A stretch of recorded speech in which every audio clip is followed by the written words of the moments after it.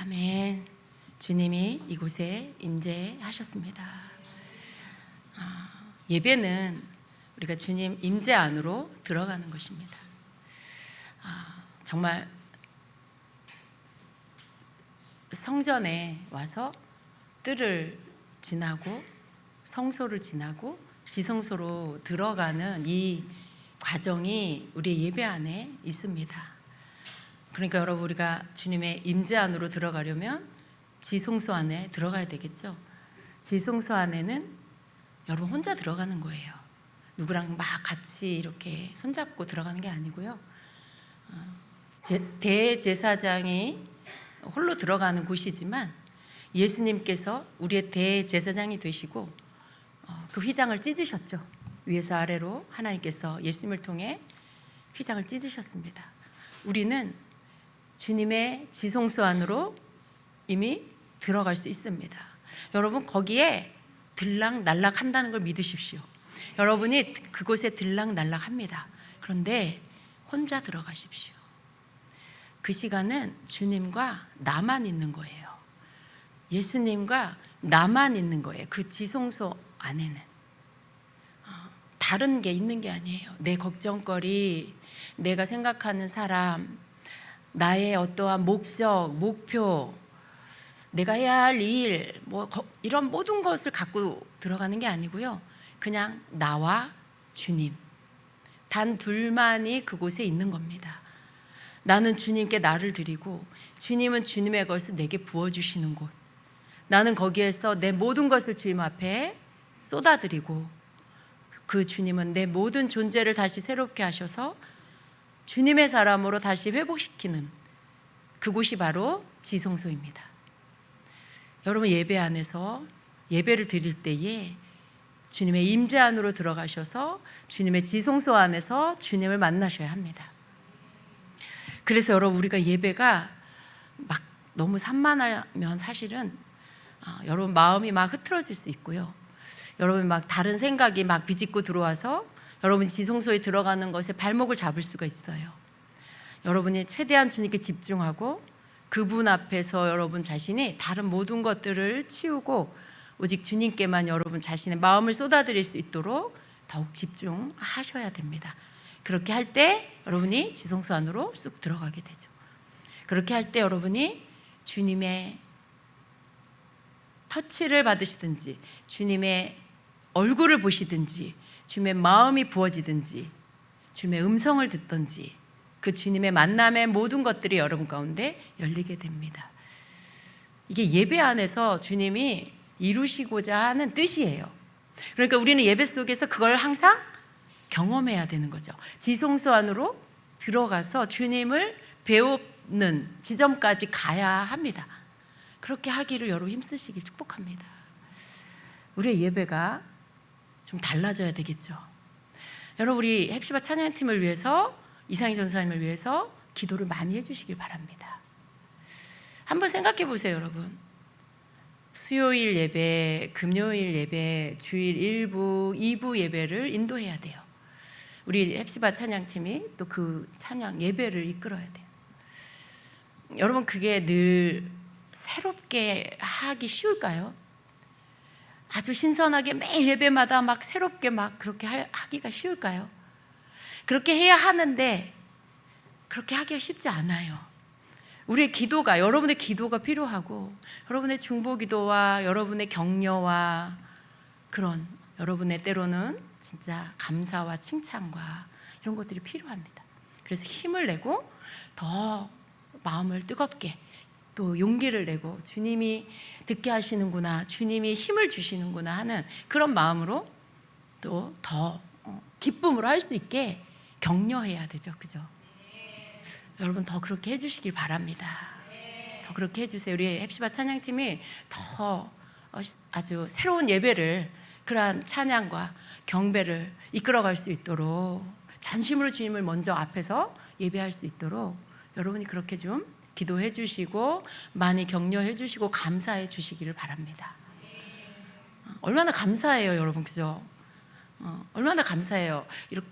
이런 예배를 어디서 드리겠어요? 이런 예배를 드릴 수 있도록 열심히 수고하고 섬기는 우리 헵시바 찬양팀 여러분 많이 지지해 주시고요. 기도해 주세요. 우리가 이런 모든 것을 함께 앞에 서고 여러분이 여기 밑에서 예배하지만 또 앞에 서는 찬양팀은 더 책임감과 무게감이 있고 또 여러분은 어떻게 보면 거기에 앞에 찬양팀을 통해서 받는 축복이 또 있어요.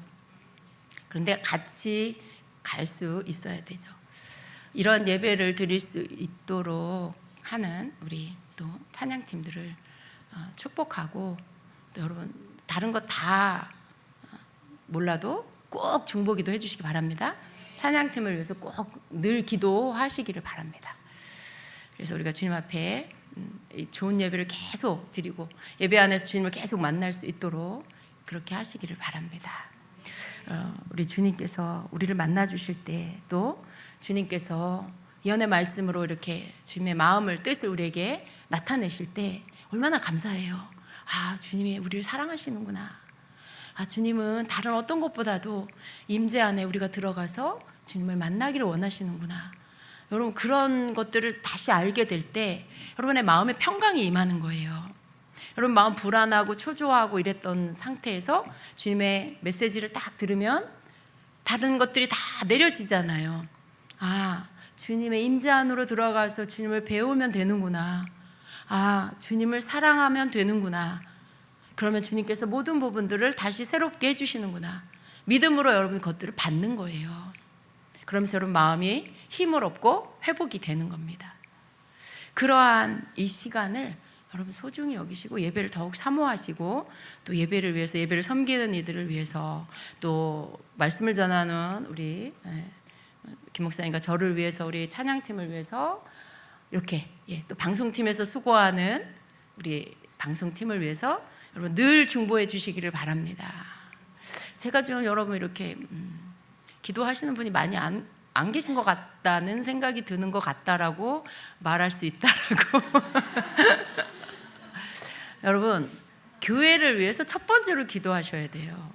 교회 목사님들을 위해서 첫 번째로 기도하셔야 되고 예배를 주관한 예배팀을 위해서 또 그 다음 기도해야 되고 예배를 섬기는 모든 뒤에서 보이지 않는 그 수고하는 분들을 위해서 또 그 다음 기도하셔야 돼요. 왜냐하면 여러분은 예배에서 승리하셔야 되는데 예배를 섬기는 분들이 강해야 되겠죠. 공격받지 않아야 되겠죠. 그러니까 여러분이 여러분 자신을 위해서 기도하는 건 바로 교회를 예배를 이끌어가는 예배를 섬기는 모든 분들을 위해서 기도하는 게 여러분 자신을 위해서 기도하는 거예요. 여러분이 막 중보도 안 하고 그런 기도도 안 하고 좋은 예배 드리려고 좋은 말씀 드리려고만 하면 그건 정말 너무 이기적인 모습이에요.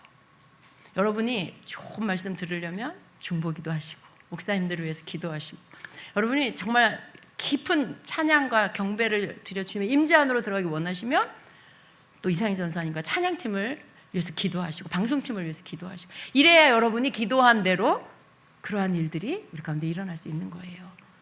그러니까 우리 목사님들은 뭐 기도 안 해도 늘 잘 계시지 뭐 이렇게 생각하시면 절대 안 됩니다. 여러분 그렇게 생각하시고 기도 안 하시는 분들이 있는데요. 그러시면 안 돼요. 여러분 정말 목사님들을 위해서 기도하셔야 돼요. 성도들이 목사님들을 위해서 기도해야 목사님들이 힘있게 목회를 할 수 있고 강하게 말씀을 전할 수가 있습니다. 그러니까 여러분이 그렇게 예배를 위해서 중보하시고 이렇게 예배 안에서 정말 더 깊이 주님을 만나는 시간이 될 수 있도록 여러분 그렇게 함께 섬기시기를 축복합니다. 아멘. 자, 오늘은요 제17강 하나님의 보좌를 움직이는 중보기도로 여러분과 함께 말씀을 좀 나누도록 하겠습니다. 오늘 부제는요 다니엘의 기도를 통해 배우는 중보기도의 자리입니다. 예. 그래서 이 부제가 사실은 오늘 이 말씀의 내용이라고 할 수도 있습니다. 그래서 우리 함께 좀 말씀을 좀 보도록 합니다. 자, 먼저 우리는요 하나님의 계획을 현실로 이루는 통로가 바로 기도다라는 것을 알아야 합니다. 하나님께서는 하나님의 백성들을 향해서 완전하고 선하신 계획을 갖고 있으세요. 여러분을 향한 선하고 완전한 계획을 갖고 있다는 것을 믿으십니까? 여러분 믿으십시오. 예. 그렇지만 하나님의 계획하심이 있으셔도요 이것이 우리 가운데 여러분의 삶 가운데 또 이 땅 가운데 이루어지려면 기도가 있어야 돼요. 기도가 없으면 하나님의 계획은 성취되지 않습니다. 그래서 하나님의 선하신 뜻이 우리의 기도와 함께 만날 때 그 뜻이, 그 계획이 이 땅 가운데서 이루어지게 된다는 거죠. 여러분, 우리가 예수님이 가르쳐 주신 주기도문에도 보면 나라가 임하옵시며 뜻이 하늘에서 이룬 것 같이 땅에서도 이루어지다라고 하는 기도문이 있어요. 이 말은요, 이 기도는요, 이렇게 기도해라라고 하시는 거죠. 우리가 기도할 때 하나님의 뜻이 하늘에서 이룬 것 같이 땅에서도 이루십시오. 이루어집니다. 이렇게 선포하라고 하는 거예요. 그렇게 기도해라라는 거죠. 그래서 우리는 하나님의 뜻이 나의 삶 가운데, 이 땅 가운데, 대한민국에, 또 주임직 교회에, 열방에 이루어지기를 기도를 해야 한다는 것이에요. 여러분 개인적으로, 여러분 가정에, 여러분 삶에 하나님의 뜻이 이루어지기를, 하나님의 계획이 있을지라도 여러분은 기도를 하셔야 합니다. 그래서 이것이 기도가 여러분 우리의 믿음의 행위라는 걸 아셔야 돼요. 하나님의 뜻은요, 믿음이 있을 때 이루어지는데 우리의 기도가 믿음의 행위예요. 그래서 그 믿음의 행위 위에 하나님께서 역사하셔서 이루신다라는 것입니다. 여러분, 우리가 기도 없이는요 또 하나님의 임재 앞으로 나아갈 수가 없습니다. 여러분, 기도 없이, 우리의 찬양은 우리의 또 기도이기도 해요. 우리가 찬양하다가 또 기도하다가 하나님께 고백하고 여러 가지가 막 그 안에 다 들어있잖아요. 기도 없이는요 하나님의 임재 앞에 나갈 수가 없습니다. 깊은 찬양 가운데 드리는 깊은 기도는요 아무것도 섞이지 않은 가장 주님 앞에 가장 빠르게 올라갈 수 있는 기도, 주님이 빠르게 응답해 줄 수 있는 기도가 됩니다. 그래서 기도를 통해서 하나님의 임재 앞으로 나아가게 되는 것입니다. 우리가요 기도 없이 하나님의 능력 가운데, 능력의 그 자리로 갈 수 없다는 걸 우리가 압니다. 기도를 통해서 우리는 다른 사람이 되는 거예요. 우리 사실은 기도 없으면 그냥 평범한 사람이에요. 저 교회 밖에 있는 사람이나 교회 안에 있는 그리스도인이나 별로 차이가 없어요. 그런데 기도를 하면 어떻게 될까요? 밖에 있는 사람은 평범하지만 기도하는 크리스찬은 비범한 사람이 되는 겁니다. 능력 있는 사람이 되는 겁니다. 기도는요 하나님께서 우리를 부르신 자리입니다. 기도는 또 영적인 자리이고요, 기도는 공중권세 잡은 자의 그 권세 위로 올라가게 하는 그런 자리가 바로 기도의 자리입니다. 우리가 다니엘의 기도를 통해서 보면, 우리 다니엘서를 보면 1장부터 쭉 보면은요 다니엘이 계속 기도하는 장면들이 나와요.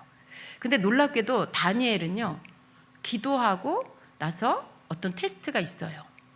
그게 사단의 편에서 보면 사단의 공격이고요, 하나님은 또 그 사단의 공격을 통해서 다니엘의 그 기도와 또 그 믿음이 테스트되고, 그게 믿음이 지켜지고 기도가 지켜지면 하나님 한 단계 올리시는 모습이 나옵니다. 계속 그렇게 어떤 계시들을 더 주시고 또 어떤 총리의 자리에 앉히시고, 이런 변화들이 깊은 기도를 하고 나서 꼭 그런 일들이 있는 것들을 보게 되는데요. 오늘은 다니엘서 6장을 통해서 6장에 나와 있는 부분들을 중점으로 오늘 그것을 볼 건데요. 우리가 다니엘의 기도를 통해서 어떻게 하나님의 임재 앞에 나아가는가를 좀 배울 것입니다. 자, 먼저 보면은요, 첫 번째, 이 페르시아 제국에서 다니엘의 위치가 어떠한지를 좀 같이 보도록 하겠습니다. 다니엘이 페르시아에서 총리가 됩니다. 근데 사실은 다니엘은요 페르시아 사람이 아니잖아요. 유대 사람이잖아요. 이스라엘 사람이에요. 그런데 포로로 그 나라에 잡혀갔습니다. 이방인입니다. 가뜩이나 포로예요. 그런데 그가 그 나라의 총리가 되는 이러한 일들이 일어납니다. 그래서 우리가 좀 말씀을 좀 보면은요, 다니엘서 6장 1절로 3절 같이 봅니다.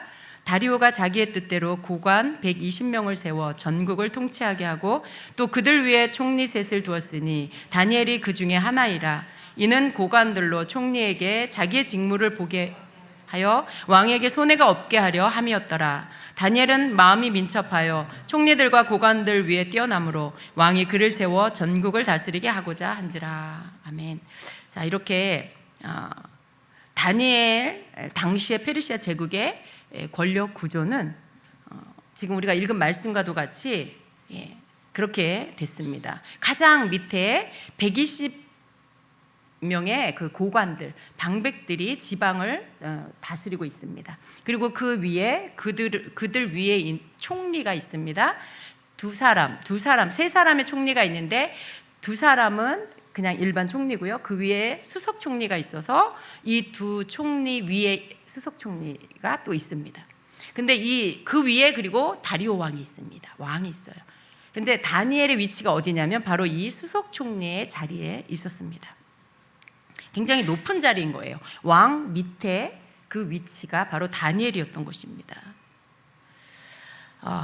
왕은요, 다니엘의 마음이 민첩함을 보고 그를 모든 고관들과 총리들 위에 세워서 전국을 다스리게 합니다. 그러나 다니엘이 수석 총리가 되는 것은 잠재적 이런 가능성만 있었지 아직 현실은 아니었어요. 우리 읽은 말씀 가운데 보면 이 다니엘은 탁월한 영이 있으므로 다른 총리들과 고관들보다 뛰어나니 왕이 그를 세워 전국을 다스리도록 구상하였더라, 이렇게 말씀해요. 그러니까 아직은 현실적으로 이루어진 게 아니고요, 왕의 머리에서 지금 구상하고 있는 상태다라는 말씀인 것입니다. 그래서 왕이 지금 다리오 왕이 다니엘을 수석 총리로 세우려고 하고 있구나, 계획하고 있는 거예요. 여러분, 계획하고 있어요. 여러분, 하나님께서요, 여러분을 향해서 이렇게 계획하고 있으신 게 있어요. 마치 다리오 왕처럼 하나님께서 여러분을 향하여 여러분을 세우시려고 이렇게 여러분을 향한 계획을 가지고 구상하고 있으시다라는 것입니다. 우리를 향한 하나님의 계획은요, 언제나 선하고 좋은 것입니다. 여러분, 예레미야 29장 11절의 말씀을 기억하십니까? 우리 함께 같이 읽도록 합니다. 여호와가 말하노라, 너희를 향한 나의 생각은 내가 아나니 재앙이 아니라 곧 평안이요 너희 장래에 소망을 주려 하는 생각이라, 라고 말씀해요. 이 하나님의 계획이 하나님의 책에 또 기록되어 있다라고도 말씀하죠. 시편 139편 16절입니다. 내 형질이 이루기 전에 주의 눈이 보셨으며 나를 위하여 정한 날이 하나도 되기 전에 주의 책에 다 기록되어 있나이다라고 말씀해요. 그런데 여러분, 이 계획은요, 자동적으로 이루어지는 것이 아니라는 것입니다. 하나님의 책에 기록되어 있다라는 것이 현실에 성취되었다라는 것을 의미하는 것은 아닙니다. 단지 계획 안에 있다라는 것입니다. 그래서 하나님의 계획을 이루기 위해서는요, 기도가 필요하다라는 것입니다. 하나님께서는 기도를 통해서 하나님의 이 계획을 현실에 성취되게 해 주십니다. 하나님께서 그 일을 하십니다. 하나님의 모든 계획은요, 기도를 통해서 현실 가운데 이루어지는 것입니다. 그러니까 여러분이 만일 기도를 안 하면 어떻게 될까요? 여러분을 향한 하나님의 계획이 이루어질 수가 없어요. 여러분이 예를 들어 여러분이 어떤 여러분을 향한 비전이나 미래에 대한 어떤 약속의 말씀을 받았다, 예언의 말씀을 받았다라고 할 때 여러분, 그것을 기도하지 않으면요, 그것은 출산되지 않아요. 그것은 마치 잉태된 아기가 세상에 태어나지 못하는 것처럼 출산되지 않게 됩니다. 하나님의 그 모든 것들이 이루어지려면요, 그 약속받은 거, 하나님의 갖고 계신 계획, 그것을 이루시도록 기도를 해야 한다라는 것입니다. 그래서 하나님의 뜻은 거기에 플러스 사람의 기도와 함께 하나님의 역사하심이 이루어진다라는 공식이 있다라는 것입니다. 그렇기 때문에 중보기도자는 하나님의 계획을 끌어오고 성취시키는 통로가 된다라는 것입니다. 여러분의 기도는 하나님의 뜻을 이 땅에 끌어와서 성취되게 하는 그 통로다라는 것입니다.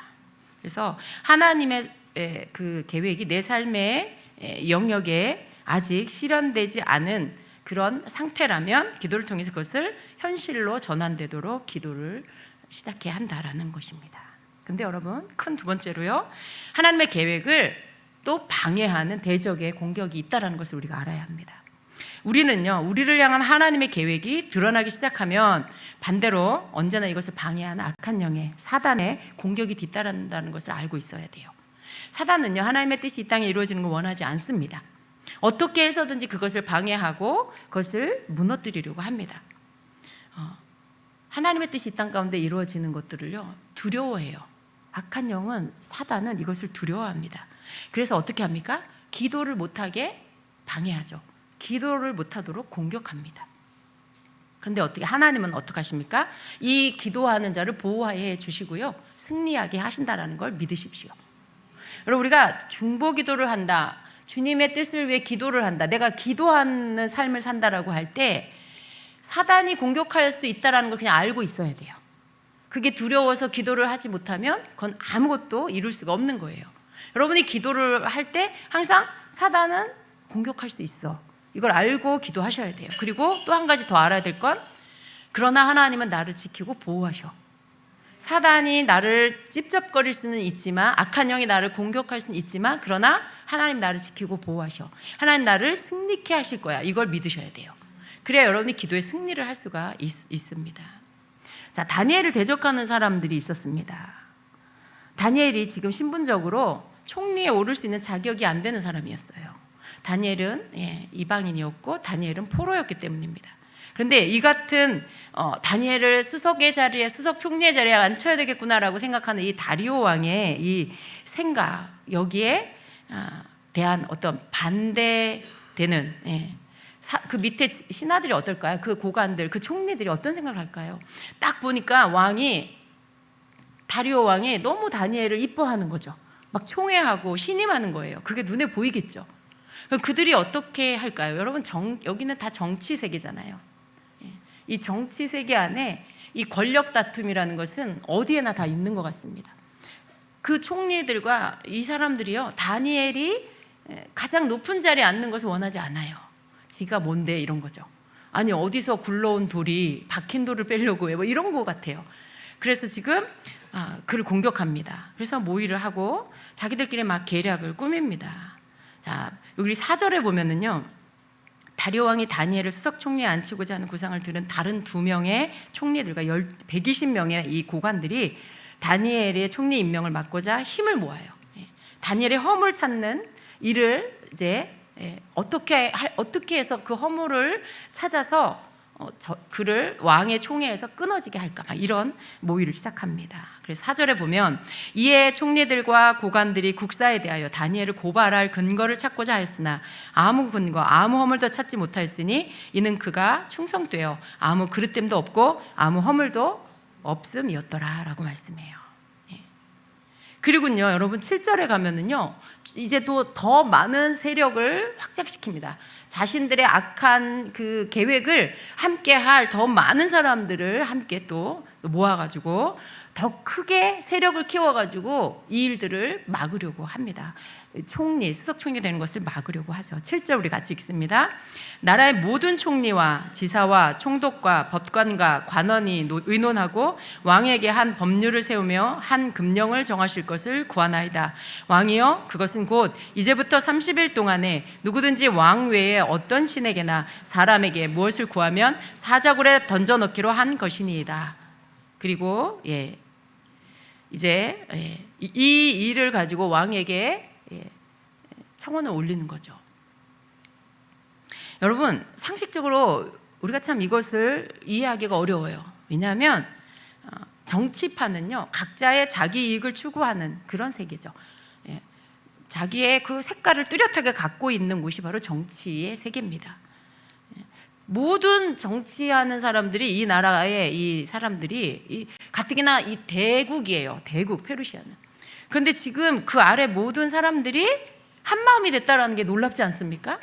다 자기 이익을 추구해요. 자기의 어떤 것들을 조금이라도 빼앗길까 봐 어떻게 해서든지 밟고 올라가서 자기가 취하려고 하는 게 정치 세계인데, 지금 이들은 악한 뜻에 하나가 됐어요. 이 많은 사람들이. 참 놀라운 일이에요. 여러분, 오늘날도 사단이 그렇게 하고 있다는 것을 아십니까? 예수 그리스도, 또 교회를 핍박하려고 모든 다른 종교가 하나 돼요. 종교 통합, 뭐 단일화, 뭐 서로 그렇게 힘을 합치는 거, 이런 모든 뜻이 하나가 되고 있어요. 참 악한 일에는요, 모든 세력, 예수 그리스도를 대적하는, 하나님을 대적하는 모든 세력이 하나가 되는 거, 여기에서도 성경에서도 지금 볼 수가 있습니다. 하나님의 사람 다니엘을 공격하려고 모든 세력이 지금 하나가 되고 있습니다. 우리가요, 이러한 일들을 보면서요, 우리가 또 배워야, 알아야 할 것들이 있어요. 이렇게 어떤 눈에 보이는 정치 세력의 다툼인 것 같지만요, 사실 이것은 영적 대결이에요. 이 같은 상황이 눈에 보이는 정치적 반대가 아니고요, 이것은 영적 차원의 사단의 전면적인 공격이라는 것을 알아야 합니다. 우리는 항상 눈에 보이는 어떤 표면적으로 보이는 그 일에 그걸 그냥 세상 일로 그냥 일어나는 우연한 일로 보면 안 돼요. 그 뒤에는 항상 영적인 대결이 있다라는 거예요.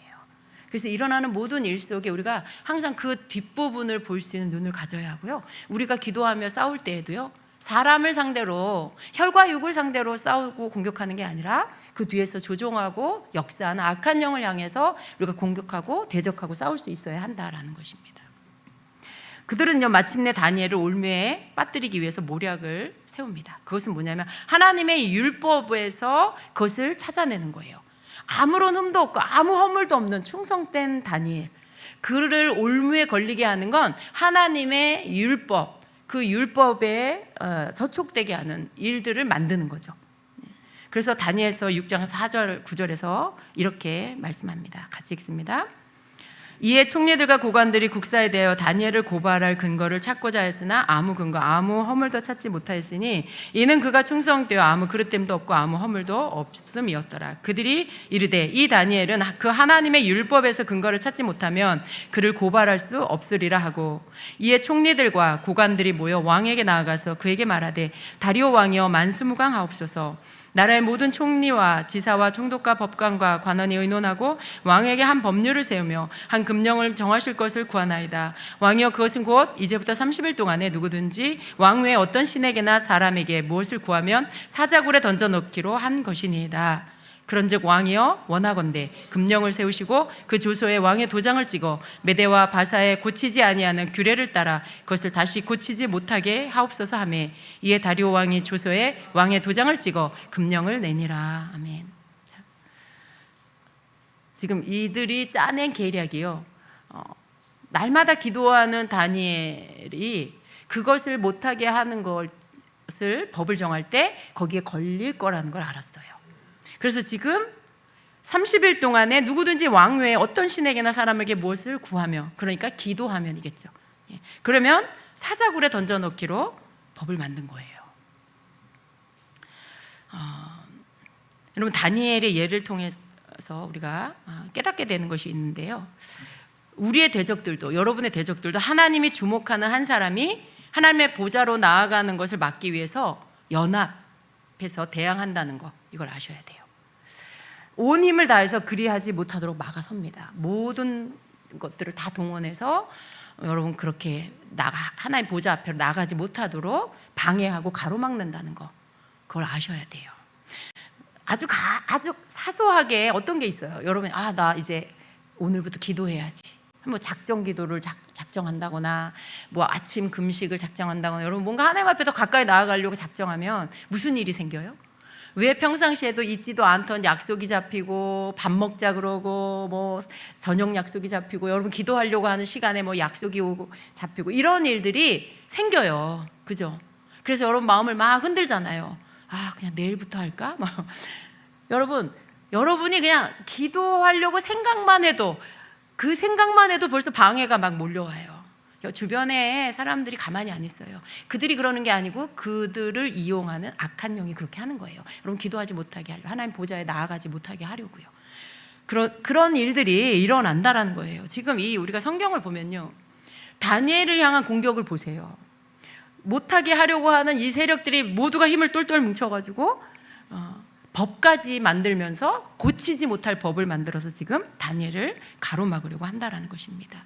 하나님이 주목하는 한 사람이 하나님의 보좌로 나아가는 것을 막기 위해서 연합해서 대항한다. 악한 영의 세력은 그렇다는 것이에요. 온 힘을 다해서 그것을 못하도록 막아서고 그렇게 합니다. 그런데 여기서 하나님이 주목하는 사람은 누구예요? 바로 기도하는 사람, 중보기도하는 사람을 말하는 것입니다. 대적들이 중보자들을 방해하는 이유는요, 중보기도를 통해서 하나님 보좌에 나아가면 하나님의 계획이 반드시 이루어지기 때문에 그렇습니다.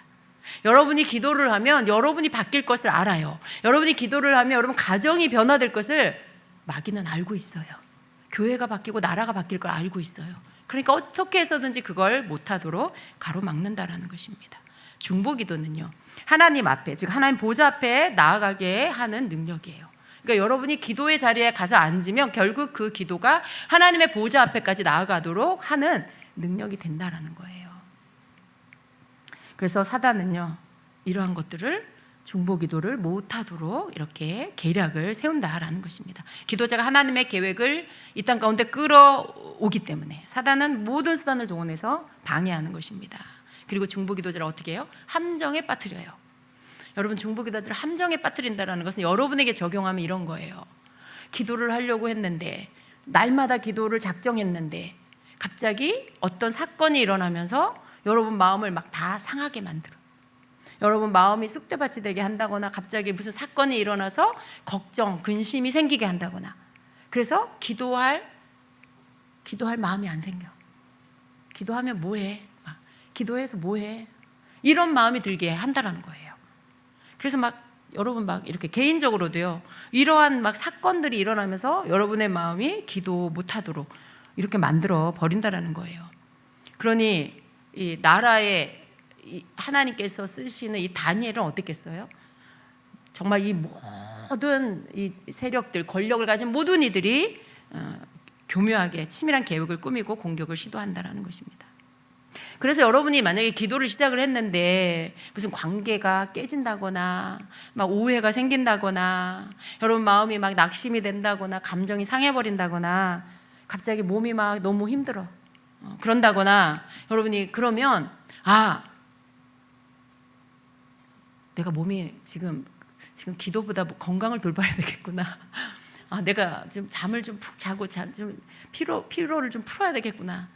몸을 좀 체력을 올린 다음에 기도를 해야 되구나. 이렇게 생각하셔서는 안 된다는 거예요.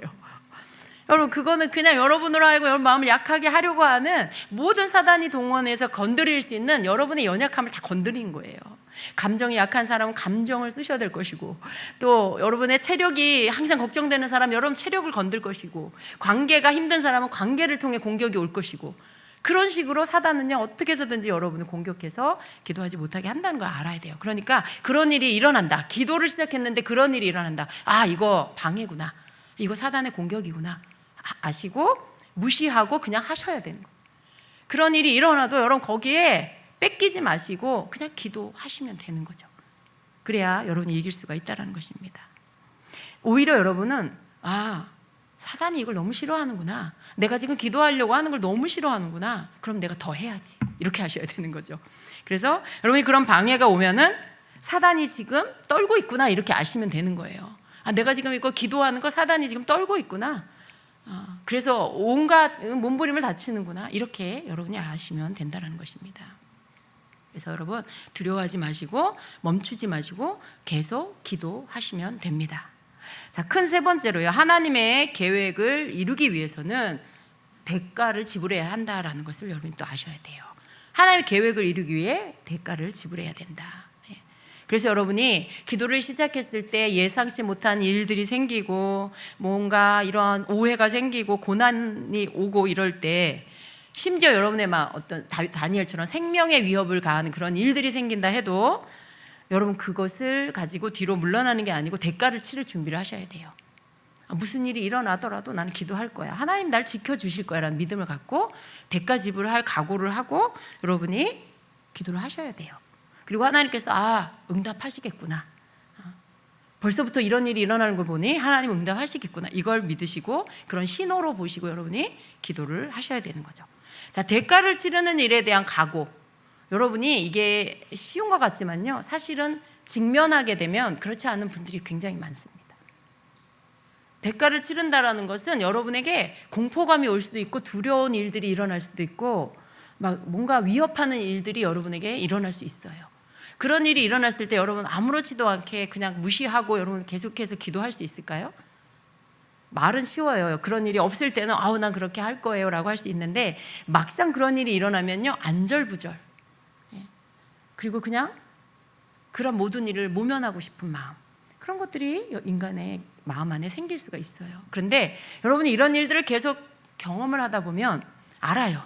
하나님이 별일 없을 거야, 그냥 해프닝으로 끝날 거야, 아무 일 없을 거야, 아무 이상 없다고, 병원에 가도 아무 이상 없다고 할 거야, 이걸 여러분이 알아요. 그걸 안다는 거, 여러분 안에 믿음이 있다는 거죠. 전에도 하나님 그렇게 하신 걸 알고 있고, 하나님 그렇게 하실 거, 하나님 지켜주실 거야, 이걸 믿고 있는 믿음, 이게 있어야 여러분이 대가를 치른, 여러분이 대가를 치른다라는 것은 믿음으로 딱 서는 거예요. 그런 위협하는, 협박하는 일들이 일어났을 때 무서워, 두려워, 어떻게 하면 좋아 하고 뒤로 물러나 버리면 아무 대가도 치르지 않겠다는 뜻이에요. 내가 이 부분에 대한 믿음의 대가, 기도의 대가 아무것도 치르지 않겠다는 뜻이에요. 그러면 아무런 일도 이루어지지 않죠. 그러나 내가 그러한 일이 있을지라도 난 이걸 할 거야. 그러나 난 하나님이 지켜주실 걸 믿어. 이게 같이 가는 거죠. 이게 대가 치를 준비를 여러분이 하셔야 돼요. 설사 그런 일이 일어나도 나는 하겠다. 그리고 그것에 대하여 하나님이 지키실 거라는 거 여러분이 또 믿으셔야 해요. 그래서 이렇게 대가 치를 각오를 하셔야 된다라는 거예요. 다니엘은요, 권세 잡은 자들의 그 계략의 결과가 어떤 것인지를 알고 있었어요.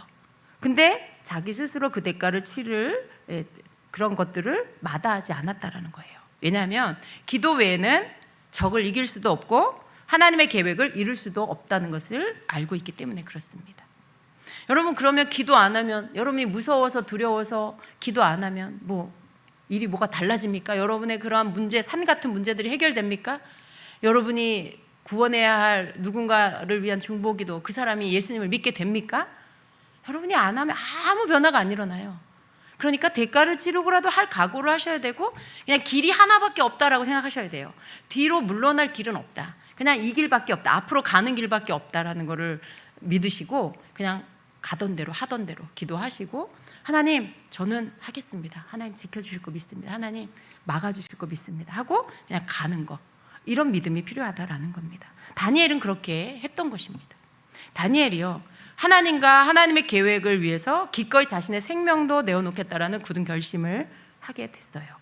기도를 통해서 다니엘은 대가를 지불을 했던 것입니다. 그래서 이 모든 위험의 상황들을 알면서도 평소에 늘 하던 대로 예루살렘을 향해 창문을 열고 하루에 3번 무릎을 꿇고 하나님께 기도했어요. 그것도 감사하면서. 우리 말씀 같이 보겠습니다.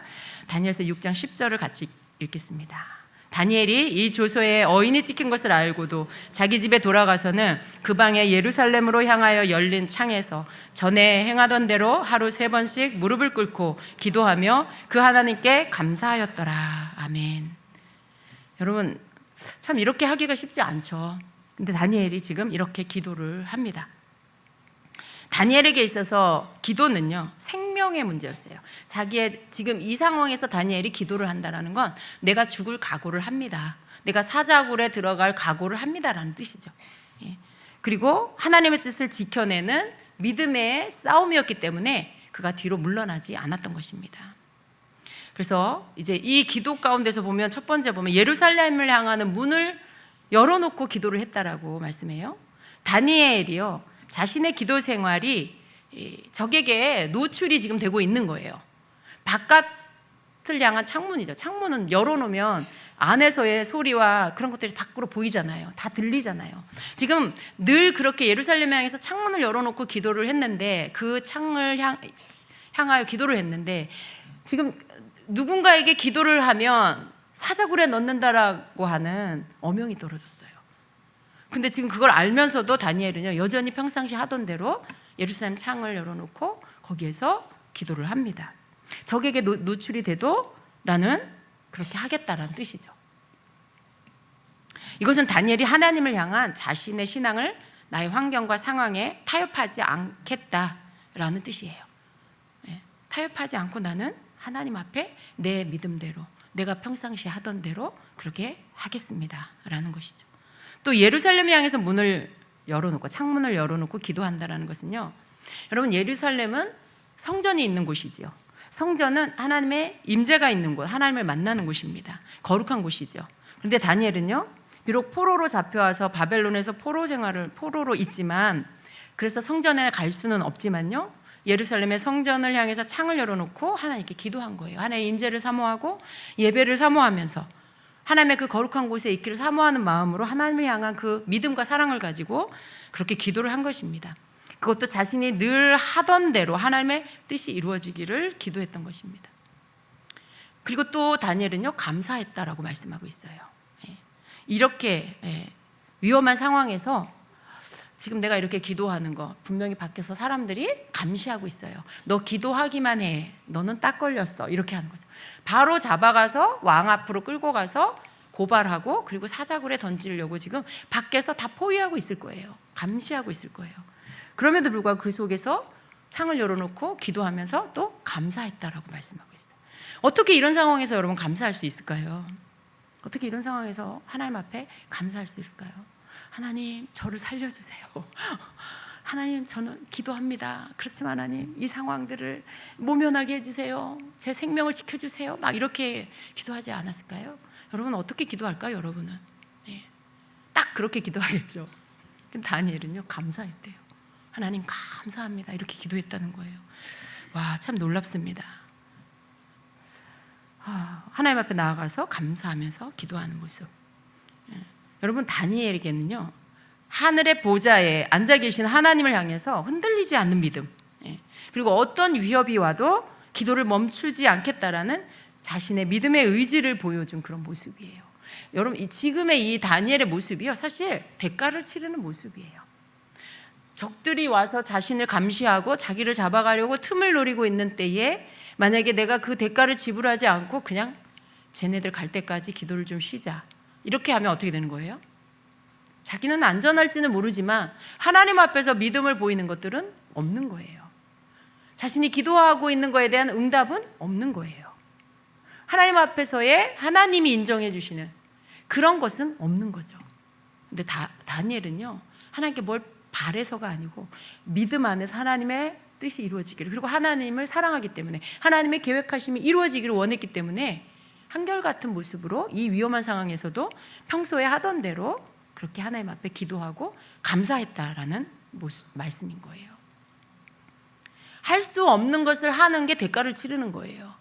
이 상황에서 도저히 할 수 없는데도 불구하고 나는 믿음의 행위를 하겠다, 나는 믿음의 기도를 하겠다라고 하는 게 그게 바로 대가를 지불하는 겁니다. 여러분의 기도에 대가 지불이 있어야 돼요. 여러분의 기도에 대가 지불, 믿음의 대가 지불이 있어야 합니다. 그게 각오가 되어야 여러분 기도가 돌파를 할 수가 있다라는 것입니다. 하나님을 향해서 문을 열어놓고 기도하는 것, 어떤 상황에서도 감사하며 기도하는 것은 하나님께서 우리의 기도를 들으시고 응답하게 하시는 길이라는 것입니다. 하늘의 문, 예루살렘을 향해서 창문을 열어놨다는 것은요, 이건 곧 하늘을 향한 문을 열어놨다는 그러한 의미이기도 해요. 하늘의 문은 축복의 문이에요. 응답의 문이에요. 능력이 오는 문이고 기름 부음이 오는 문입니다. 우리를 위해서 하나님이 준비하신 모든 것이 내려오도록 하늘의 문을 열어놓고 창문을 열어놓고 여러분 그렇게 기도하시기를 축복합니다. 자, 원수의 공격이 있습니다. 두 번째로 우리의 기대와 달리 지금 하나님의 임재로 나가기 위해서 기도하면 상황은 더 오히려 나빠질 수도 있어요. 보이는 상황은요 오히려 더 안 좋게 되는 것들이 있을 수 있습니다. 왜냐하면 중보 기도를 하면, 여러분이 기도를 하면 어느 때까지는 원수의 공격이 있어요. 이상하게 더 많은 방해와 공격들이 일어난다라는 것입니다. 다니엘을 대적하는 자들은요 그들의 계략대로 다니엘이 다리오 왕의 금령을 어기고 하나님께 기도하는 것을 이제 봤죠. 기다리고 있었죠. 그렇게 하기를. 그리고 다리오 왕에게 이것을 고발합니다. 11절부터 13절입니다. 같이 읽습니다. 그 무리들이 모여서 다니엘이 자기 하나님 앞에 기도하며 간구하는 것을 발견하고 이에 그들이 나아가서 왕의 금령에 관하여 왕께 아뢰되 왕이여, 왕이 이미 금령에 왕의 도장을 찍어서 이제부터 30일 동안에는 누구든지 왕 외에 어떤 신에게나 사람에게 구하면 사자굴에 던져 넣기로 하지 아니하였나이까 하니 왕이 대답하여 이르되 이 일이 확실하니 메대와 바사에 고치지 못하는 규례니라 하는지라. 그들이 왕 앞에서 말하여 이르되 왕이여, 사로잡혀온 유다 자손 중에 다니엘이 왕과 왕의 도장이 찍힌 금령을 존중하지 아니하고 하루 3번씩 기도하나이다 하니. 지금 악한 자들이 다니엘을 왕에게 고발했습니다. 여러분 이런 일들이 기도할 때 일어날 수 있다는 것입니다. 근데 이런 일이 일어나면 대부분의 경우에 굉장히 두려워하게 되죠. 그러나 믿음 안에서 지켜야 합니다. 그 믿음의 대가가 바로 이러한 것입니다. 기도는 영적 전쟁이고요. 기도의 이 영적 전쟁 없이는 승리할 수 없다라는 것입니다. 그래서 여러분이 기도하실 때는 기꺼이 대가를 치르기로 작정하시고 기도에 돌입하셔야 된다는 것입니다. 자, 그리고요, 기도는 혼자의 싸움이 아니라는 것입니다. 다리오 왕은요, 이 신하들이 와서 고발하는 소리를 듣고요, 자기가 신임하고 아끼는 다니엘, 그를 할 수 없이 그들에게 넘겨주죠. 왕은 어쩔 수 없이 고관들이 판 함정에 다니엘을 그들에게 내어줍니다. 이거 법으로 정했고 왕의 도장을 찍었기 때문에 어쩔 수가 없어요. 바꿀 수가 없는 것입니다. 근데 이 모습을 보면서, 그러면서도 다리오는요, 마음이 지금 다니엘을 향합니다. 그 함정에 빠져서 내어주긴 했지만 다리오 왕은 다니엘을 살리고 싶었어요. 지켜주고 싶었어요. 근데 여러분, 여기에서 보면 마치 하나님께서요, 사단이 하나님 앞에서 이렇게 여러분, 우리가 죄를 지으면 참소하잖아요. 욥기서에 나옵니다. 욥을 참소합니다. 하나님이 그를 축복해 주니까 그가 하나님께 잘하는 것이 아닙니까? 막 이래요. 그러면서 막 하나님 앞에 욥을 막 참소해요. 그러니까 하나님 어떻게 해요? 욥을 너무나 아끼고 사랑하시는데 사단에게 욥을 내어줘요.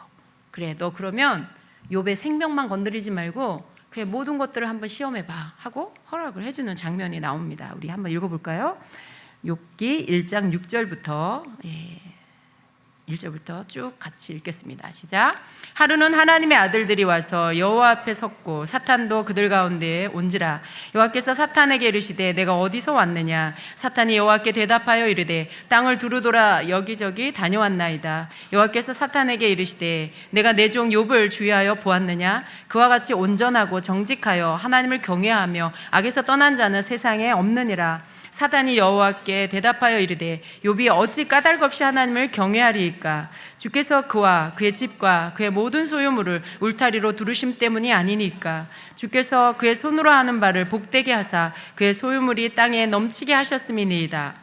이제 주의 손을 펴서 그의 모든 소유물을 치소서. 그리하시면 틀림없이 주를 향하여 욕하지 않겠나이까. 여호와께서 사탄에게 이르시되 내가 그의 소유물을 다 내 손에 맡기노라. 다만 그의 몸에는 내 손을 대지 말지니라. 사탄이 곧 여호와 앞에서 물러가니라. 욥이 심한 고난을 겪었죠. 근데 욥이 고난을 겪기 전에 하늘에서는 이런 일이 있었던 거예요. 여러분, 하나님께서 욥을 미워하시고 싫어하셔서 욥이 그런 고난을 겪게 하신 게 아니라 욥을 너무 사랑하시는데, 욥을 너무 아끼시는데 사단이 욥을, 하나님이 그렇게 축복하니까 하나님 경외하는 거 아닙니까? 라고 하는 참소의 소리에 하나님께서 그가 테스트하도록, 시험하도록 허락을 해주셔서 사단이 그를 시험하기 시작한 거죠.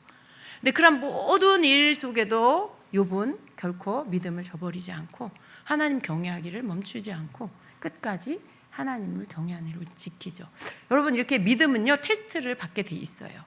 하나님 앞에서 서기 위해서는 어떤 대가 지불하는 것들이 있습니다. 근데 지금 이 장면은요, 마치 다리오 왕이 다니엘을 아끼고 사랑하는데 할 수 없이 그 신하들 때문에, 그 고관들 때문에 그들이 파놓은 함정에 빠져서 다니엘을 내어주는 이 장면. 마치 하나님이 욥을 사랑하고 우리를 사랑하는데 사단의 어떤 참소와 함정에 이렇게 내어주는 때가 있다라는 거, 그런 것과 같은 모습이에요. 여러분, 하나님이 다니엘을 버리셔서 그런 게 아니라 다니엘을 사랑하시는데 이 시간들을 통해서 오히려 승리케 하시는 하나님의 역사심이 있다라는 것입니다.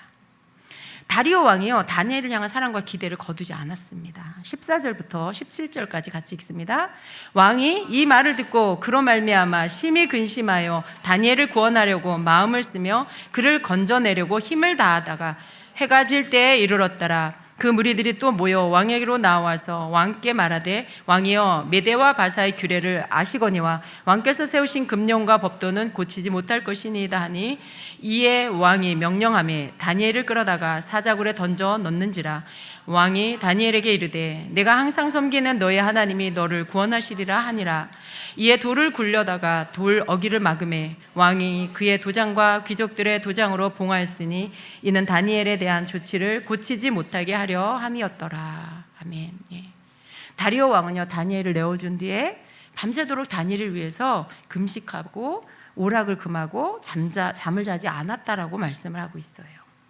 18절에 왕이 궁에 돌아가서는 밤이 새도록 금식하고 그 앞에 오락을 그치고 잠자기를 마다하니라, 이렇게 말씀해요. 이방, 포로로 잡혀온 이방인인데 그 나라의, 그 대국의 왕이 다니엘을 아껴요. 다니엘을 지켜주고 싶어 해요. 여러분, 하나님을 사랑하는 자, 하나님을 믿고 하나님의 뜻 가운데 그 뜻이 이루어지기를 기도하는 자는요, 이방 왕도 신뢰하고 사랑하고 지켜주고 그렇게 한다라는 걸 여러분 믿으시길 축복합니다. 이것은요, 그냥 인간적인 것이 아닙니다. 사탄의 참소로 인해서 고난 중에도 하나님은요, 다리오 왕을 통해서 다니엘을 지키시고 다니엘을 향한 그 사랑을 받도록 사랑을 보여주신다라는 거예요. 이처럼 생명을 거두는, 내가 생명을 걸고 하는 이 기도는요, 하나님의 마음을 감동시킨다라는 것입니다. 여러분 혼자가 아니라는 거 항상 믿으셔야 돼요. 내가 하나님 앞에서 서면은요, 내가 하나님 앞에서 믿음을 지키면 하나님은 내가 알지 못하는 자를 통해서도, 하나님은 생각지도 못한 사람을 통해서도 나를 사랑하시고 나를 보호하시고 나를 지키신다라는 것, 나와 함께 하신다라는 것을 나타내 보여주신다라는 거예요. 여러분 알지 못해도 누군가가 여러분을 위해서 중보기도하게 하시고요, 그리고 여러분을 돕도록 그렇게 하신다라는 것입니다. 자, 우리 오늘 좀 말씀을 많이 읽는데요, 우리 좀 말씀을 좀 같이 좀 보도록 하겠습니다. 19절입니다. 이튿날에 왕이 새벽에 일어나 급히 사자굴로 가서 다니엘이 든 굴에 가까이 이르러서 슬피 소리질러 다니엘에게 묻되, 살아계시는 하나님의 종 다니엘아, 네가 항상 섬기는 내 하나님이 사자들에게서 능히 너를 구원하셨느냐 하니라. 다니엘이 왕에게 아뢰되, 왕이여 원하건대 왕은 만수무강하옵소서. 나의 하나님이 이미 그의 천사를 보내어 사자들의 입을 봉하셨으므로 사자들이 나를 상해하지 못하였사오니 이는 나의 무죄함이 그 앞에 명백함이 오며, 또 왕이여 나는 왕에게도 해를 끼치지 아니하였나이다 하니라. 왕이 심히 기뻐서 명하여 다니엘을 굴에서 올리라 하매 그들이 다니엘을 굴에서 올린즉 그의 몸이 조금도 상하지 아니하였으니 이는 그가 자기 하나님을 믿음이었더라. 왕이 말하여 다니엘을 참소한 사람들을 끌어오게 하고 그들을 그들의 처자들과 함께 사자굴에 던져 넣게 하였더니 그들이 굴 바닥에 닿기도 전에 사자들이 곧 그들을 움켜서 그 뼈까지도 부서뜨렸더라. 아멘. 예. 자, 그리고 뒤에 또 계속해서 말씀이 나오는데요, 이렇게 되었습니다, 여러분. 예. 하나님께서 천사를 보내서 다니엘을 지켜주셨습니다. 사자들의 입을 막아주시고 머리털 하나도 상하지 않도록 그렇게 지켜주셨습니다. 왜 그렇게 하셨을까요? 이는 그가 자기의 하나님을 믿음이었더라 라고 말씀해요. 우리가 하나님을 믿는다라는 것은 우리 기도 안에서 믿음으로 또 기도하는 거고, 기도함으로 인하여 또 믿음이 커지는 것이고 지켜지는 것이고, 결국은 하나님 앞에서 하나님이 우리를 인정해 주시는 것은 믿음입니다. 그 믿음을 얻기 위해서 우리가 기도해야 되고요, 우리가 기도하기 때문에 하나님께서 우리에게 믿음을 주시고요, 믿음이 있기 때문에 우리의 기도를 지킬 수가 있고 하나님을 향한 믿음을 지킬 수가 있는 것입니다. 하나님이 놀라운 일을 행해 주셨어요. 이것은 정말 기적이죠. 그런데 다리오 왕은요, 그 다음에 어떻게 합니까? 왕의 통치 아래에 있는 모든 나라에 조서를 내립니다. 25절부터 읽습니다. 이에 다리오 왕은 온 땅에 있는 모든 백성과 나라들과 언어가 다른 모든 사람에게 조서를 내려 이르되, 원하건대 너희에게 큰 평강이 있을지어다. 내가 이제 조서를 내리노라. 내 나라 관할 아래에 있는 사람들은 다 다니엘의 하나님 앞에서 떨며 두려워할지니 그는 살아계시는 하나님이시요 영원히 변하지 않으실 이시며 그의 나라는 멸망하지 아니할 것이요 그의 권세는 무궁할 것이며 그는 구원도 하시며 건져내기도 하시며 하늘에서든지 땅에서든지 이적과 기사를 행하시는 이로써 다니엘을 구원하여 사자의 입에서 벗어나게 하셨음이라 하였더라. 이 다니엘이 다리오 왕의 시대와 바사 사람 고레스 왕의 시대에 형통하였더라. 아멘. 자, 여러분, 이 페르시아 왕이 하나님을 알지 못하고 믿지 않는 이 왕이요, 하나님께서 다니엘에게 행하신 이 일을 보고는요, 조서를 내려요.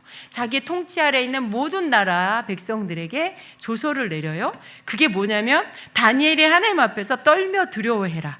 그는 살아계신 하나님이다. 복음을 지금 막 전하고 있어요. 영원히 변하지 않으시며 그의 나라는 멸망하지 아니할 거예요. 그의 권세는 무궁할 것이다. 하나님을 막 전하고 있어요. 놀랍지 않습니까? 그러면서 하나님은 그는 구원도 하시고 건져내지기도 하시고 하늘에 있든지 땅에서든지 이적과 기사를 행하시는 하나님이시다. 사자 입에서 다니엘 건져내셨다. 찬양하는 거예요, 하나님을. 저는요, 이 장면이 너무 멋진 거예요. 와, 대국의 이방의 왕이 살아계신 하나님을 찬양하고 높이고 자기 통치권 아래에 있는 모든 사람들한테 지금 하나님을 전하고 있는 거죠. 그 하나님을 두려워하라고, 그 하나님을 경외하라고 말하고 있는 거예요. 이게 누구 때문에 이런 일이 일어났습니까? 기도하는 다니엘 때문에. 자신의 생명을 걸고 믿음의 대가를 치르면서 그 대가 지불을 기꺼이 하겠다라고 하는 자기 믿음에 절대 흔들림 없이 끝까지 기도하는 다니엘을 통해서 하나님이 받으신 영광, 하나님께서 그 다니엘을 통해 또 이 왕을 통해 하나님을 찬양하며 높이며 하나님을 경외하도록, 하나님을 전하도록 하는 이 놀라운 일을 하게 하셨습니다. 여러분, 하나님께 생명을 걸고 기도하면 하나님이 끝까지 지켜주시고 보호해주세요. 그리고 형통케 하신다는 걸 믿으시기 바랍니다. 다니엘이 형통하였더라라고 말씀해요. 다니엘은요, 많은 왕을 모셨어요. 느부갓네살 왕, 벨사살 왕, 다리오 왕, 그리고 고레스 왕에까지. 그러면서 다니엘은 형통하였더라. 고레스 왕의 시대에 형통하였더라. 이 모든 시험이 끝난 후에 다니엘이 형통하게 살았다는 것이죠. 그래서 여러분, 우리가 중보 기도를 한다, 우리가 기도를 한다라고 할 때 여러분, 이런 시험까지는 경험해 보지 않았잖아요.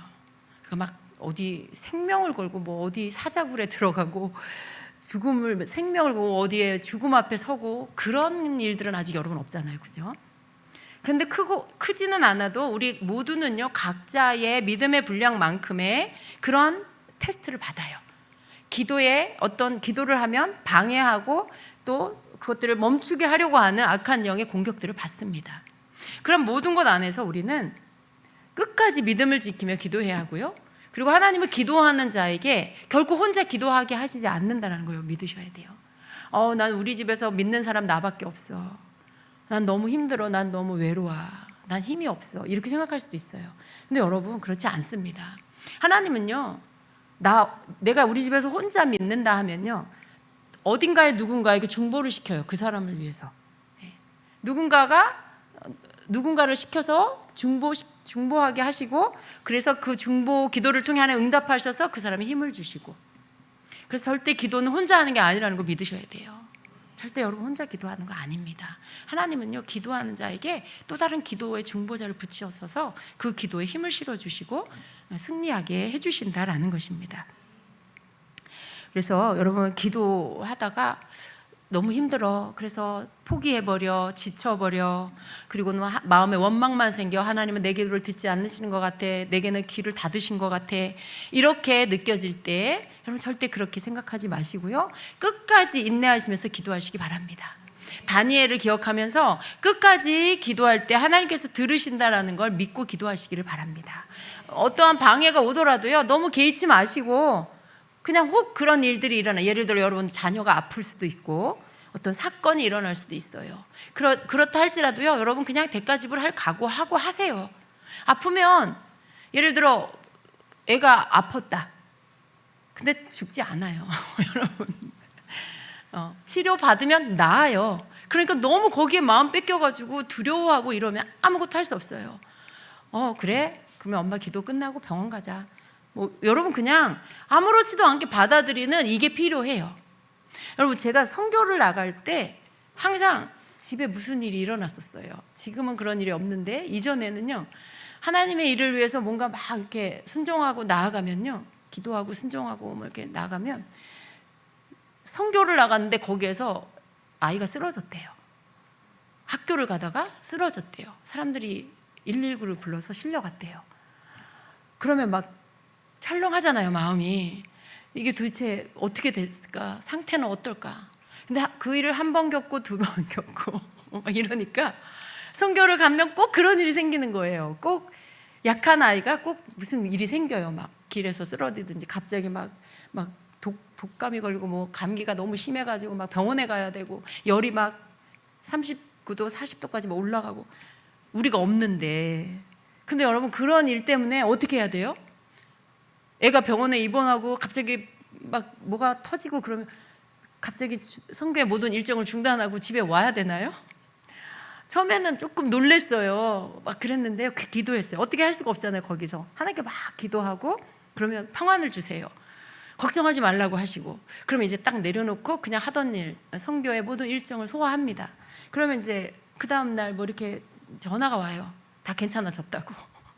항상 다 괜찮아. 이제 다 괜찮다, 안전하다. 그래가지고 이후에는요, 그런 일이 일어나면 그래? 그러면 잘 치료받고 잘 치료받고 집에 가서 잘 쉬어. 목소리도 떨리지 않고 아무런 이 평정심을 잃지 않고 아무렇지도 않게 그냥 이야기를 하고, 그리고는 저는 또 제 할 일, 우리는 우리 할 일을 하고. 근데 아무 일 없어요. 갔다 그냥 또 괜찮아졌고 다시 일상으로 돌아가 있고 그렇게 해요. 근데 마귀는 항상 이렇게 위협하는 거예요. 겁주려고, 막 불안해하게 하고 안절부절하게 하게, 막 뭔가를 망쳐버리게 하려고 그런 식의 일들을 일으킵니다. 여러분에게 그런 일이 일어나요. 기도하거나 하나님의 일을 하면. 근데 그럴 때 여러분 절대 속지 마시기 바랍니다. 그것을 지켜주실 하나님을 믿으셔야 돼요. 그냥 그 일에 대해 하나님께 기도를 올려드리고, 하나님께서 괜찮다, 평안해라 하시면, 너 하던 일 해라 하시면 그냥 그대로 믿으시고 하시면 되는 거예요. 그럼 하나님이 다 딱 정리해 주십니다. 그래서 여러분이 치를 대가가 여러분 사자굴에 들어가고 그런 일은 없을 거예요. 근데 제가 말씀을 준비하고 또 다니엘서를 예전에도 읽으면서 이러한 일이 어떤 것을 예표한다라는 마음이 들었어요. 그건 뭐냐면, 마지막 때 적그리스도가 출현했을 때 짐승의 표를 받아야만 매매를 할 수 있는데, 만약 그것을 받지 않으면 매매를 할 수가 없겠죠. 그리고 위협을 받겠죠. 예수님을 믿는 거에 대한 위협이 있을 거예요. 어쩌면 생명의 위협, 이렇게 막 죽이겠다라고 하는 일들도 일어날 수 있겠죠. 마치 사자굴에 던지겠다라고 하는 일처럼 여러분을 죽여버리겠다라고 하는 일들이 있을 수 있어요. 근데 그때 이렇게 다니엘처럼 우리의 믿음을 지키고 끝까지 평상시 하던 대로 기도할 수 있는 신앙이 있어야 되겠구나. 이것은 마지막 때 성도들에게 올 수 있는 고난이겠구나, 시련이겠구나, 그런 마음이 들어요. 정말 이렇게 생명의 위협까지 느낄 수 있는 이런 시련은, 이건 신앙을 버리라는 얘기잖아요. 신앙을 버리고 너의 하나님에게 기도하지 마라는 것이잖아요. 그런데 그런 일들이 언제 오겠어요? 마지막 때 오겠죠. 그때 성도의 신앙은 다니엘과 같아야 해요. 근데 그 신앙을 지키는 방법은 뭐냐면, 다니엘의 기도 생활 가운데 있는데요, 평소에 하던 대로 예루살렘 향해서 창문을 열어놓고 거기서 하루에 3번 무릎을 꿇고 기도했더라, 감사했더라.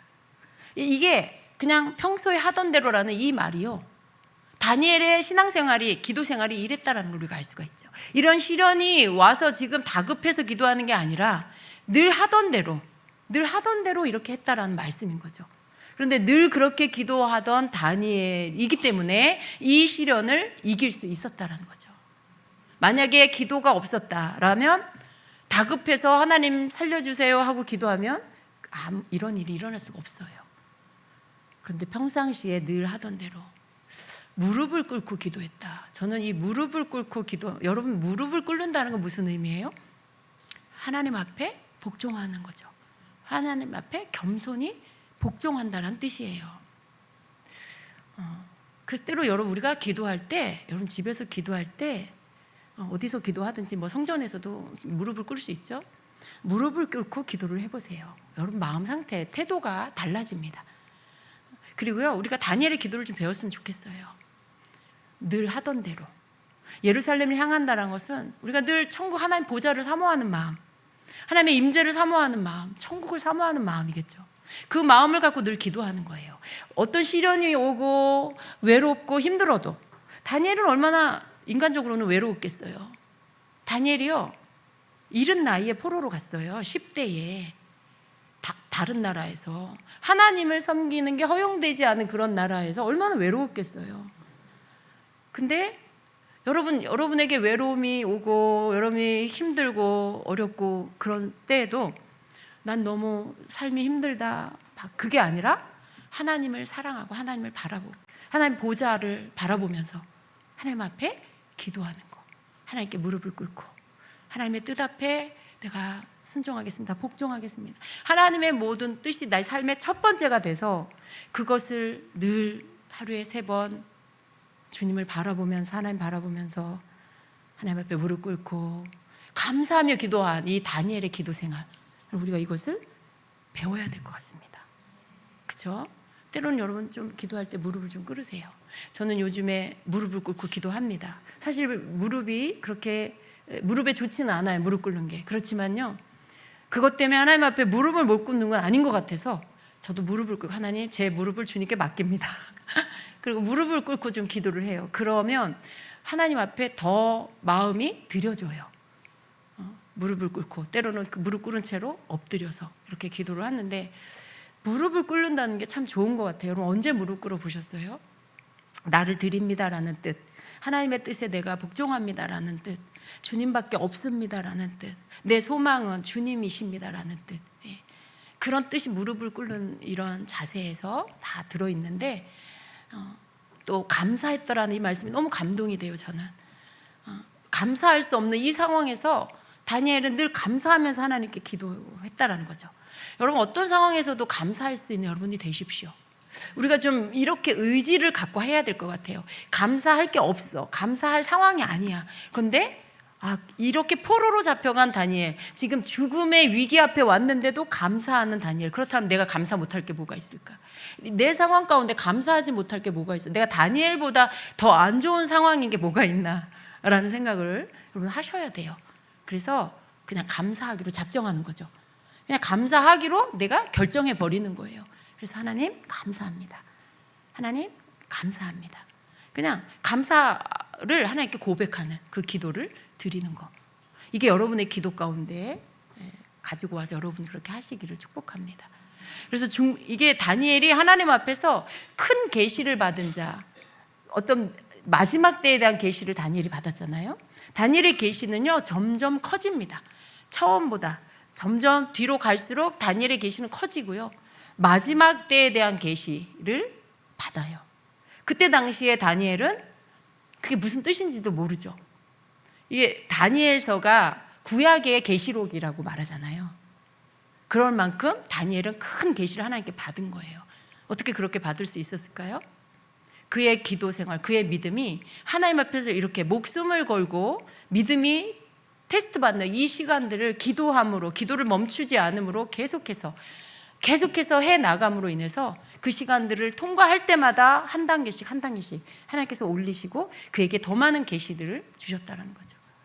여러분의 하나님과의 관계 안에 여러분 삶에 더 많은 하늘의 것이 내려오게 하려면 여러분의 삶에, 여러분의 기도 생활 가운데 오는 어려움들을 통과해 가셔야 된다는 거예요. 믿음의 기도를 드릴 수 있는 그런 기도자가 되셔야 한다라는 것입니다. 그래서 하나님의 보좌를 움직이는 기도는 바로 이런 기도라는 거예요. 하나님의 보좌를 움직이는 기도, 하나님의 마음을 움직이는 기도, 하나님을 자리에서, 보좌에서 일어나게 하는 기도, 사자굴로 내려오게 하는 그런 기도. 하나님이 사자굴로 내려오셔가지고 사자들의 입을 막아버리시고, 그런 기도를 우리도 할 수 있어요. 우리도 할 수 있어요. 그죠? 그래서 우리가 정말 중보기도, 하나님의 보좌를 움직이는 기도, 그 기도는 이런 기도구나. 하나님의 마음을 가져와 버리는 그런 기도, 내 생명보다 하나님을 더 사랑하는 기도, 감사할 수 없는 그 상황에 감사하는 기도, 늘 어떤 위기가 와도 늘 하던 대로 내 기도 생활을 멈추지 않는 그런 기도. 우리가 그런 기도를 하나님 앞에 드리는 자가 되어야 하겠습니다. 우리 그런 기도로 계속 자라가야 돼요. 그죠? 우리의 기도가 제자리에 머물면 안 되고 계속해서 더 성장해 가야 한다라는 것입니다. 그래서 우리의 기도가 다니엘의 기도를 좀 배우고 하나님 앞에서 그런 기도의 능력을 가진 자가 되고 그런 사랑과 믿음을 올려드리는 자가 되어서 여러분의 삶에 돌파되어야 할 것들, 여러분 삶에 사자굴, 진짜 사자굴은 아니지만 사자굴 같은 그런 것들이 있잖아요. 반드시 돌파해야 할 것들이 있잖아요. 그죠? 여러분 삶에 해결돼야 할 문제, 환경, 그런 모든 것들이 여러분의 삶의 사자굴일 수 있어요. 그것들이 이제 다 끝나는 시간이 오도록 여러분 그렇게 하나님의 보좌를 움직이는 기도를 하시는 여러분 되시기를 축복합니다. 아멘. 같이 기도하도록 하겠습니다. 우리 같이 기도합니다. 여러분 하나님 앞에 결단하세요. 여러분이 작정하세요. 하나님 오늘 들은 말씀 가운데서 여러분의 기도 생활 가운데 가져가야 할 게 무엇이 있습니까? 여러분이 도전 받아야 할 것들이 무엇이 있습니까? 내가 하나님께 기도한다 하고 내가 중보기도 한다고 하지만 내가 정말 내 기도는 지금 더 성장하고 있는가? 정말 하나님의 보좌를 움직이는 그 기도의 자리에까지 내가 나아가고 있는가? 이 생각을 여러분 한번 해보시고요. 그리고 여러분의 기도가 그렇게 정말 하나님 앞에 여러분의 믿음을 올려드리고 하나님 앞에 여러분의 생명보다 하나님을 더 사랑하는 기도를 올려드리는 그 하나님을 사랑하는 여러분이 되고 여러분의 기도가 되게 해달라고 여러분 그렇게 기도하시기를 바랍니다. 여러분 기도하시고 제가 또 오늘도 안수사요 하도록 하겠습니다. 우리 10분 정도 함께 기도하고 같이 또 여러분 기도 가운데 나라를 위한 기도도 함께 하시기 바랍니다. 우리 주여 3번 하고 기도하겠습니다. 주여 주여